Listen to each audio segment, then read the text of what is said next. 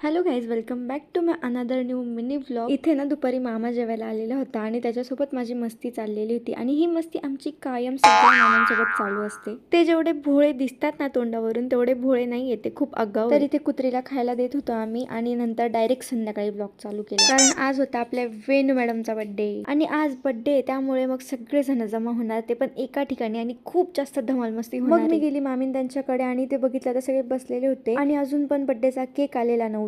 तर सगळ्यात पहिले वेणूला मस्तपैकी हॅपी बर्थडे विश करून दिलं आणि मामींना म्हटलं की चला आपण पहिले जाऊन केक घेऊन येऊ. वेणू पण मागे लागत होती, पण आम्ही काही तिला आणलं नाही. पटकन केक वगैरे घेऊन घेतला आणि आता आम्ही निघालो घरी जाण्यासाठी. आता वेणूची माझी मस्ती बघा. गाइस, ये लड़की अभी मेरा मेकअप कर रही है क्योंकि बर्थडे इसका है तो मुझे अच्छा दिखना होगा ना. बराबर है की नाही? तुझा बर्थडे है, मला चांगलं दिसावं लागेल ना. मला भी चांगलं दिसावं. अभी मैं बहुत सुंदर दिखूंगी, परी दिखूंगी, परी.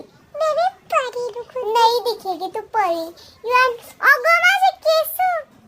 मला बर्थडे है. हाँ तुझा बर्थडे. गाइस, इसका बर्थडे, इसको हैप्पी बर्थडे बोलो. Happy birthday.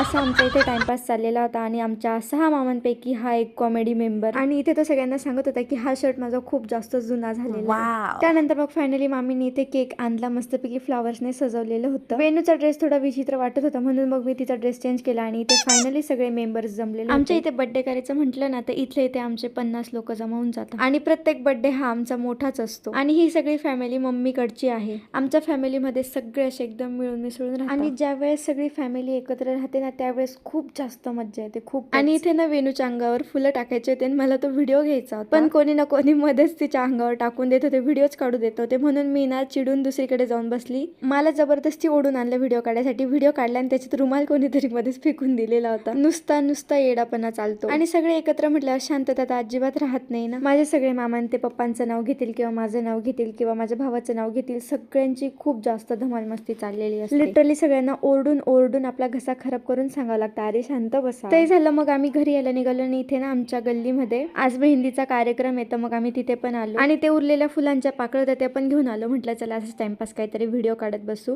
त्या काढायच्या आधी ना इथे शेजारच्या मावशींनी मस्तपैकी वेणूला क्यूटशी बॅग आणि बांगड्या घेतलेल्या होत्या, त्यांनी तिला त्या दिल्या. आणि मग पप्पांकडे ना मस्तपैकी फुलांच्या पाकळ्या देऊन दिल्या आणि वेणू आणि मी आम्ही मस्तपैकी व्हिडिओ वगैरे काढत होतो, मेमोरीज क्रिएट करत होतो. आणि इथे डॉगेश भाईने एंट्री घेऊन आमची व्हिडिओ खराब केलेली आहे. इथे वेणू घाबरून गेली म्हणून मी तिला उचलून घेतलेलं होतं. आणि इथे मला माझी व्हिडिओ काढायची होती आणि ती व्हिडिओ चांगली कधी निघेल का, असं कधी होईल का? नाही, असं कधीच होत नाही की मला एखादी व्हिडिओ काढायची ती एकदम परफेक्ट जमते. चला जाऊ द्या, आज पुरतं एवढंच होतं. भेटूया उद्याच्या नवीन मिनी ब्लॉग मध्ये आणि लाईक, कमेंट, शेअर करायला